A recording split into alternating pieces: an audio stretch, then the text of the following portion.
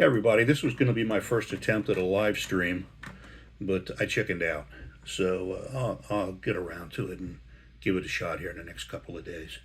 Um, I was going to do a song on the live stream of the theme from MASH and show you, just share with you how I kind of take a piece of music and work it up into a standalone guitar piece, at least in the style that I do. And uh, and then I thought, well, you know what? I've got a number of students that are working on this little project. It's how to play Silent Night using triads. And if you don't know what a triad is, my friend Sean McGarry from Guitar Salon here in Madeira has some great videos up on his website, Sean McGarry. Look him up on Facebook under that, I believe, or Guitar Salon. And he's got a couple videos, and I know of one I've watched completely that he discussed triads, and he does a great job. So I'm not going to go through all that tonight, but basically a triad, like a tricycle or a triangle, has to do with three notes of a primary chord. So this is an intermediate, I would say, level piece. Because you need to know your triads, and how to move them around the neck.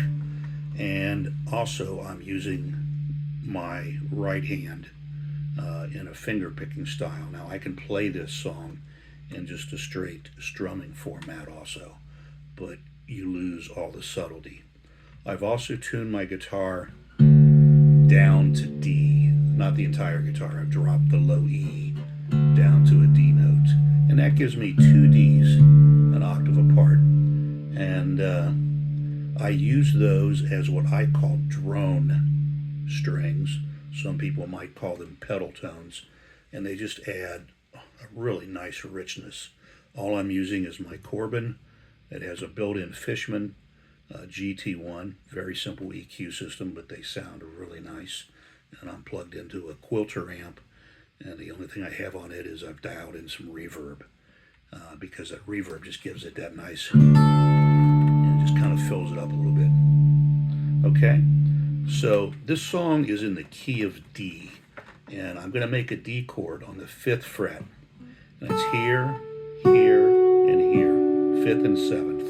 And I'm really only focusing on the 4th string, the 3rd, 2nd, and 1st string, and the low E string, which is now tuned down to D.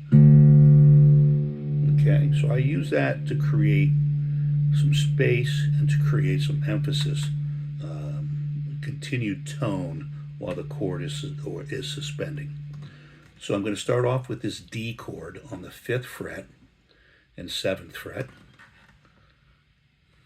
and I'm going to play, and I'm just cascading. This is where the intermediate stuff comes in. It's just, and I can pick it like that also as eighths, but I'm going to play them as triads. I'm sorry, I'm going to play them as triplets. One triplet.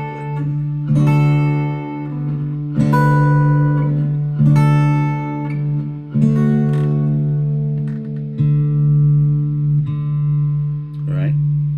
So that's using the triad. It's using my right hand, cascading the strings, and I can add a little beginning to this. I play a D chord in the regular position. Okay. Then I play first finger and thumb, and I go up here and I outline the notes of the D chord. So the distance that I move this hand forward, I need to move this hand forward from the 12th fret to give me the chord. In this case, I'm at the 12th, 13th, 14th fret, 15th fret, 14th fret. Sorry. And I use the first finger to give me the harmonic, and I use my thumb to pluck the string. I'm trying to do it and talk here.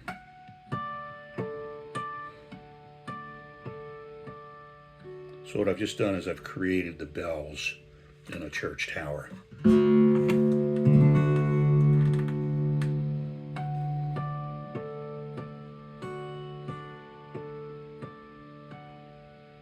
Right? Nice little ambiance there kind of thing. I'm going to go up to the 5th fret and play the D chord. Strum it or cascade with the fingers. And I could just take my little finger and pick up the B note, the melody, there. And this whole exercise is based on playing the melody on the 1st string. So, because those triads are going to follow those notes. So you got to know the melody. You got to be able to pick it out on the high E string. Start it again. I've got the church.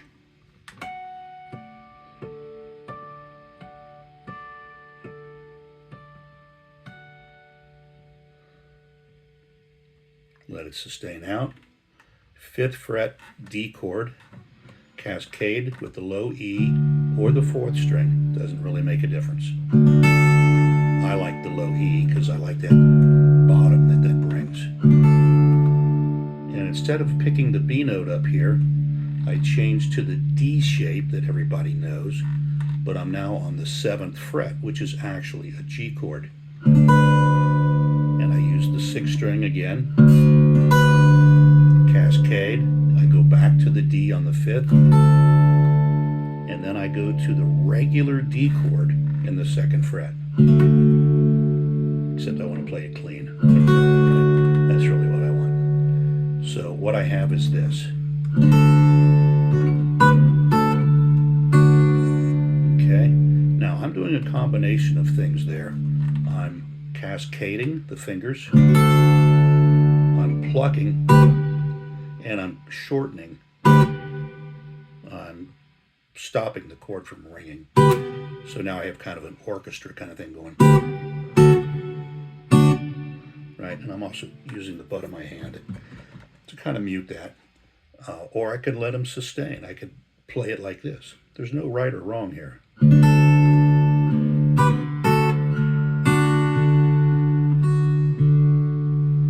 I also do other things. I use the back of my nails, or I should the tops of my nails, as picks. Okay. So I do that. I play with the flesh of the fingers to give it a little softer sound. I use my thumb and my thumbnail quite a bit. Okay.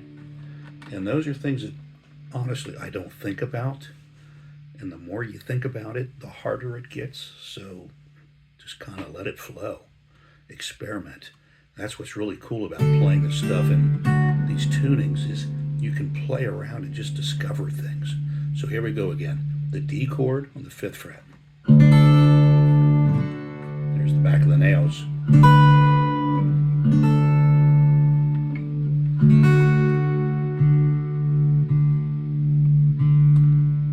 Create some space. Break it up. Do it differently. Okay, now I'm going to go up to an A chord. And the A chord is going to be in the 9th fret. But I'm going to add this high E note to it. So here's the A chord, and it's in the shape of a D, just like you played down here. But I go to the 9th fret, and that's an A. There's another note I can add to the A, but I'm going to add this high E because there's my melody. And I'm going to change the bass note. Instead of the D, I'm going to play the 5th string. And now I've got the bass note that matches the chord.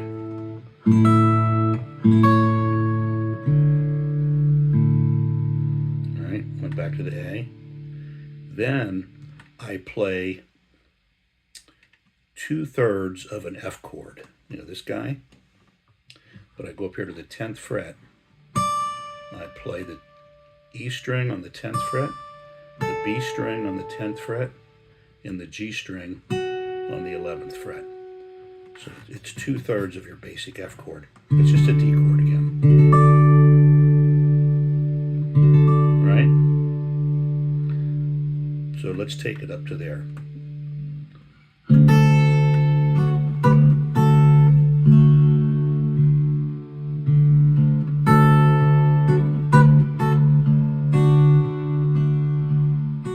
I'm going to go up to an A, and I'm going to change the bass string.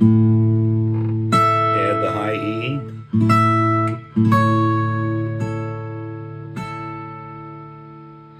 Play the D chord on the 10th fret. I like the low 6th string there.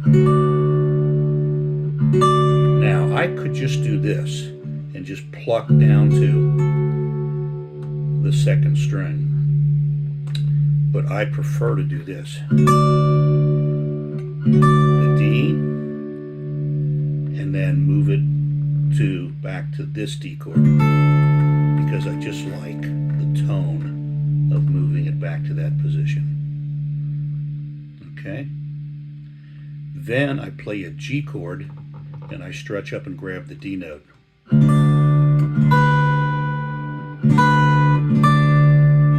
So I go up and grab the G chord. I'm in the 7th fret in a D shape, and then I'm going to add the pinky here to grab the melody note.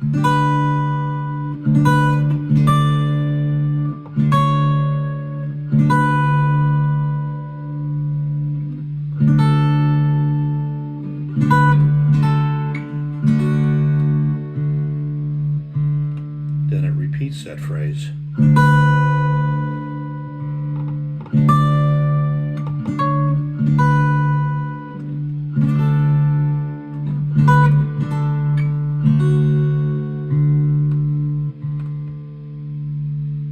Okay?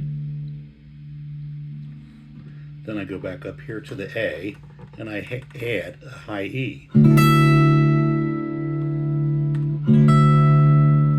Now I can do this several ways. I want to come up to this note, so I'm going here.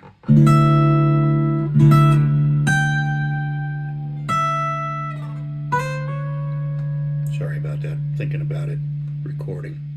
I always lose track. So let me do that again for you.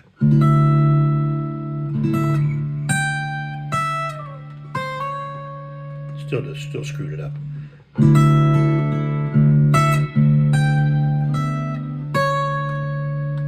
Okay, I'm ending up on a C sharp there. Half the D, and when I do that D, I reach up. Where am I here? 12th, 13th, 14th fret with the pinky, and pick up my melody note.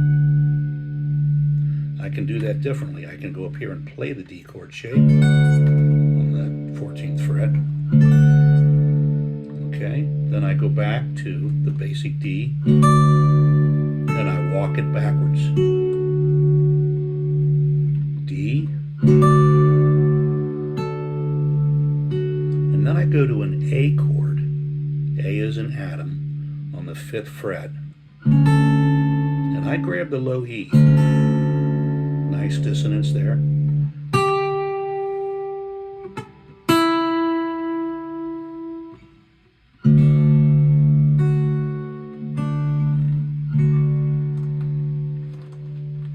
Go back.